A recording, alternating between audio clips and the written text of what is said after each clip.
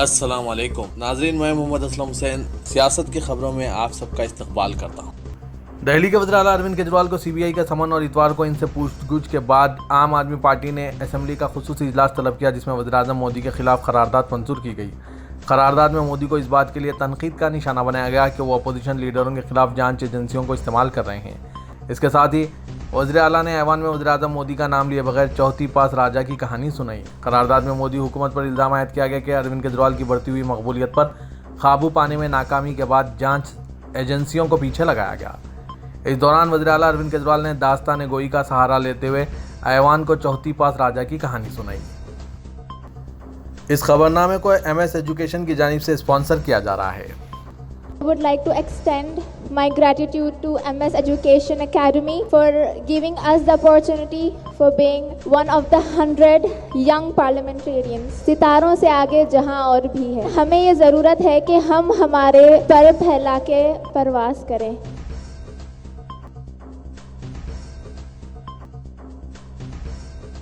उत्तर प्रदेश, बिहार और बंगाल समेत मुल्क की मुख्तलिफ रियासतों में धूप की शिद्दत ने लोगों को बेहाल कर दिया है।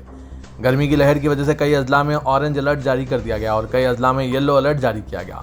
बाज़ जगहों पर दर्जे हरारत 45 डिग्री सेल्सियस से भी ज़्यादा दर्ज किया जा रहा है। माहिरीन मौसमियात ने रवान सीज़न में लू लगने का खदशा जाहिर किया है। गर्मी का असर सुबह की अवलिन सातों से ही शुरू हो जा रहा है। इंतज़ामिया ने एहतियाती इक़दाम के तौर पर इसके लिए कुछ गाइडलाइंस और हिदायतें भी जारी की है। धूप की शिद्दत के पेश नज़र महकमा मौसमियात ने मगरबी बंगाल, बिहार और आंध्र प्रदेश में चिलचिलाती गर्मी के हवाले से ऑरेंज अलर्ट जारी किया है, जबकि उत्तर प्रदेश के कई अजला में गर्मी के साथ ही आंधी तूफान के पेश नज़र येलो अलर्ट जारी किया है।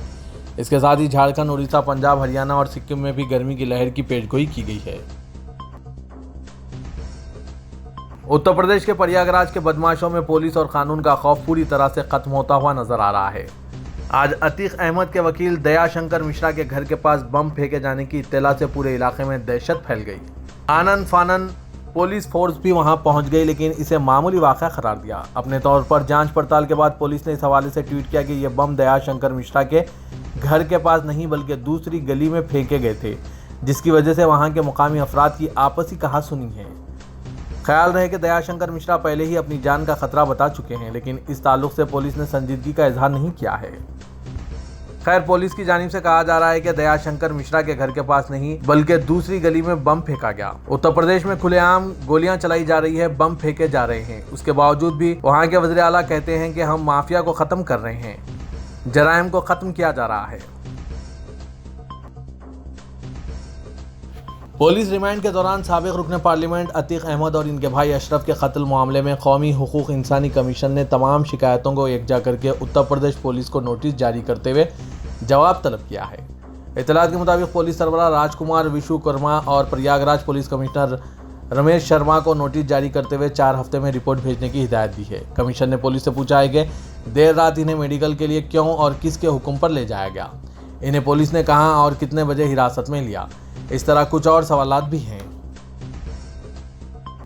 साबिक रुकने पार्लियामेंट अतीक अहमद और इनके भाई अशरफ के बहमाना कत्ल के मामले में सुप्रीम कोर्ट समाअत के लिए तैयार हो गई है।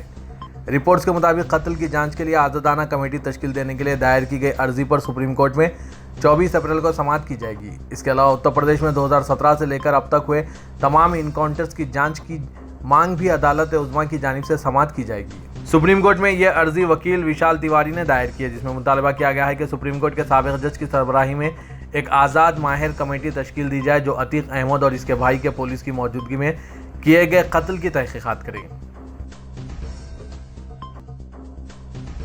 उत्तर प्रदेश के वज़ीर आला योगी आदित्यनाथ ने समाजवादी पार्टी और बहुजन समाज पार्टी के साबिका दौरे हुकूमत की रोदात बताते हुए जमकर तनकीद की। उन्होंने कहा कि जब से उत्तर प्रदेश में योगी हुकूमत बरसर इख्तिदार आई है, रियासत में ना कोई फसाद हुआ है और ना किसी शहर में कर्फ्यू लगा। अब यहाँ कानून का राज है। उन्होंने कहा कि अब कोई माफिया यहाँ अपना राज चलाने या किसी ताजिर को धमकाने की हिम्मत नहीं करेगा।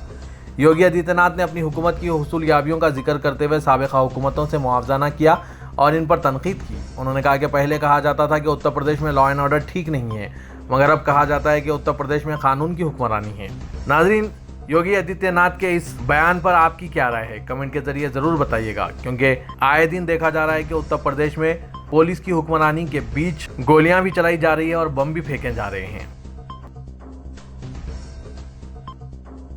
बिल्किस बानो केस में सुप्रीम कोर्ट ने गुजरात हुकूमत के फैसले पर संगीन सवाल उठाते हुए मुजरिमीन को रिहा करने की वजूहात मांगी है। अर्जी पर समाअत के दौरान गुजरात हुकूमत ने फैसले से मुतालिक फाइल दिखाने से इनकार कर दिया। रियासती हुकूमत ने दलील दी कि इस मामले में रिहाई सुप्रीम कोर्ट के हुक्म की रोशनी में ही की गई है। इस पर सुप्रीम कोर्ट ने तल्ख तबसरा करते हुए कहा कि सेब का मुआवजना संतरे से नहीं किया जा सकता। अगर हुकूमत ने कोई पुख्ता वजह बयान ना की तो अदालत उज़्मा खुद नतीजा अख्ज़ करेगी।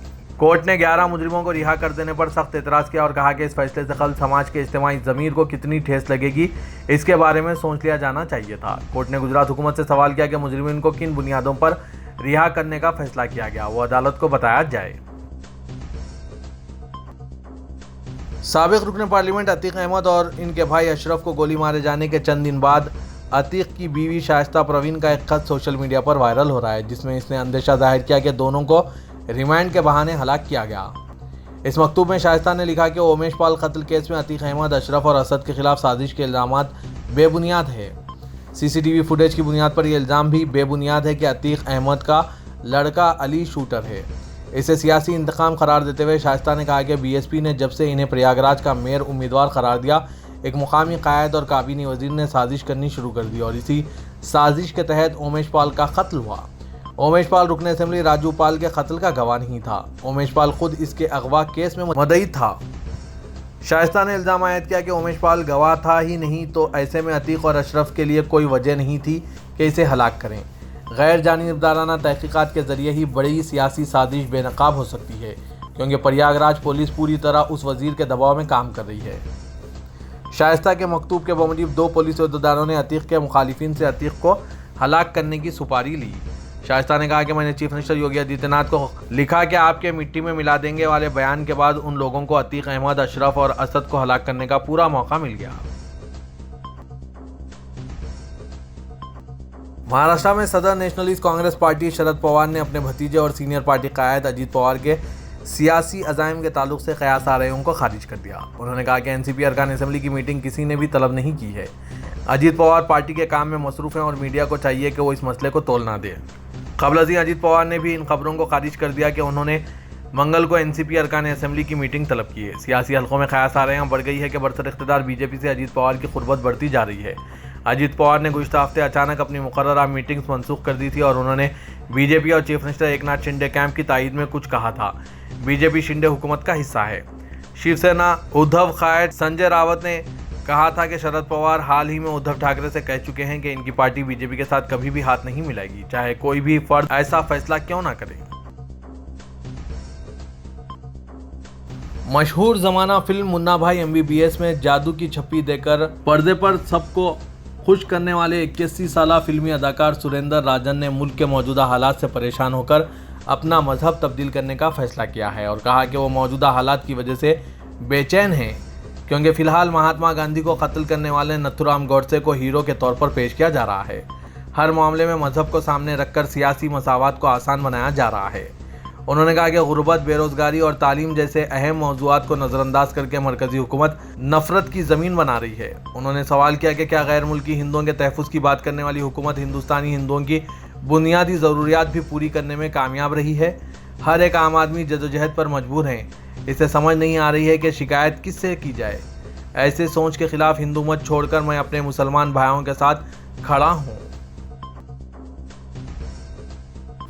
रमज़ान मुबारक के आखिरी अशरे में मुसलमान मसाजिद में एतिकाफ़ करते हैं। तुर्किया में बच्चों ने मस्जिद में एतिकाफ़ किया है। रमज़ान मुबारक का आखिरी अशरा जारी है। इस अशरे मुबारक में मुसलमानों की बड़ी तादाद मस्जिदों में एतिकाफ़ करती है ताकि दुनियावी मामलात से लाताल्लुक़ होकर खुशू व खुजू के साथ रब्बे ताला की इबादत करके इसे राज़ी करने की कोशिश की जाए। इस माह मुबारक के आखिरी अशरे में एतिकाफ़ करने वालों की तादाद बालिग़ अफराद पर मुश्तमिल होती है। ताहम बरादर इस्लामी मुल्क तुर्किया में बच्चों में एतिकाफ़ का शऊर पैदा करने के लिए इन्हें एतिकाफ़ में बैठने की मशक़ कराई गई है। सोशल मीडिया पर वायरल वीडियो में देखा गया है कि छोटे छोटे बच्चे जिनकी उम्रें 5 से 8 साल के दरमियान हैं, वो ख़ैमे लिए मस्जिद में दाखिल होते हैं। बच्चे मस्जिद के अंदरूनी हिस्से में ख़ैमे नस्ब करते और फिर अपने अपने ख़ैमों में इबादत के लिए बैठ जाते हैं। बच्चे तो बच्चे हैं, खेल ही खेल में इस सुन्नत नबी सल्लल्लाहु अलैहि वसल्लम की तरबियत के दौरान वो खेल कूद भी करते हैं और बिला आखिर वहीं सो भी जाते हैं। सोशल मीडिया पर वायरल इस वीडियो को सारिफिन की बड़ी तादाद ने देखा और पसंदीदगी का इजहार किया है। रियासत तेलंगाना में अकादमी स्कूल्स में डिग्री व जूनियर लेक्चरर्स की जायदादों पर तकर्रुरात के लिए दरख्वास्तें दाखिल करने का अमल शुरू हो गया और आज नोटिफिकेशन जारी कर दिया गया। पहले दिन 1 घंटे में 10,000 से ज़्यादा दरख्वास्तें वसूल हुई है। BC, SC, ST और अक़लियती रेसिडेंशियल सोसाइटीज़ के हुदूद में तदरीसी व गैर तदरीसी अमले के अलावा दूसरे जुमले में जुमला 9,231 मखलूआ जायदादों पर तकर्रुरात के लिए Telangana residential education institute recruitment board ने पहले ही शेड्यूल जारी कर दिया है। पहले मरहले में DL, JL, PD लाइब्रेरियन जुमला 2,876 जायदादों के लिए नोटिफिकेशन जारी किया गया है। 17 मई तक दरख्वास्तें कबूल की जाएंगी। वजीर इंडस्ट्रीज व IT तारक रामाराव ने कहा है कि हैदराबाद मुख्तलिफ तहजीब व सकाफत का गहवारा है और इस शहर में मुल्क के तमाम इलाकों के अवाम रहते बसते हैं और इस शहर को अपना घर समझते हैं। उन्होंने कहा कि गुज़िश्ता 9 साल के दौरान IT के शोबे में हैदराबाद शहर में मुलाजमतों की तादाद 3,25,000 से बढ़कर 10 लाख तक पहुंच गई है। वज़ीर आला तेलंगाना के चंद्रशेखर राव ने आज अपने पोते हिमांशु राव के 12वीं जमात में कामयाबी पर मुनक्किदा ग्रेजुएशन डे तकरीब में शिरकत की। हिमांशु राव जो वज़ीर बल्दी नज़्म व नस्र तारक रामाराव के फर्जंद हैं, उन्होंने शहर के गच्चीबौली के एक इंटरनेशनल स्कूल से 12वीं जमात मुकम्मिल की और ग्रेजुएशन सर्टिफिकेट हासिल किया। इस मौके पर स्कूल में 12वीं क्लास के लिए ग्रेजुएशन डे की तकरीब मुनक़िद हुई। तकरीब में हिमांशु के दादा और दादी चीफ मिनिस्टर चंद्रशेखर राव और शोभा, वालिदैन KTR, छोटी बहन अलिखा और ख़ानदान के दीगर अफराद ने शिरकत की। ग्रेजुएशन डे के मौके पर स्कूल इंतज़ामिया ने नुमायाँ मुजाहरा करते हुए 12वीं जमात मुकम्मिल करने वाले तलबा को ग्रेजुएशन डे डिप्लोमा पेश किया। वज़ीर बल्दी नज़्म व नस्र तारक रामाराव ने वर्ल्ड हेरिटेज डे के मौके पर ट्वीट करते हुए बताया कि हैदराबाद शहर को वर्ल्ड हेरिटेज सिटी में तब्दील करना इनकी हुकूमत का अहम मकसद है। उन्होंने कहा कि वर्ल्ड हेरिटेज डे के मौके पर गुज़िश्ता कई सालों से रियासती हुकूमत शहर और अजला में वाक़ तारीख़ी अहमियत की हामिल इमारतों की तज़य्युन और इसकी मरम्मत के काम अंजाम दे रही है ताकि इन इमारतों को असली हालत में लाते हुए इनका तहफ़्फ़ुज़ किया जा सके। अब तक हुकूमत ने शहर हैदराबाद में वाक़ बंसी लालपेट में सीढ़ियों वाली बोली, गुंबदान कुतुबशाही, मौज़म जाही मार्केट, सिकंदराबाद क्लॉक टावर और शहर की दीगर तारीख़ी अहमियत के हामिल इमारतों का तहफ़्फ़ुज़ किया है।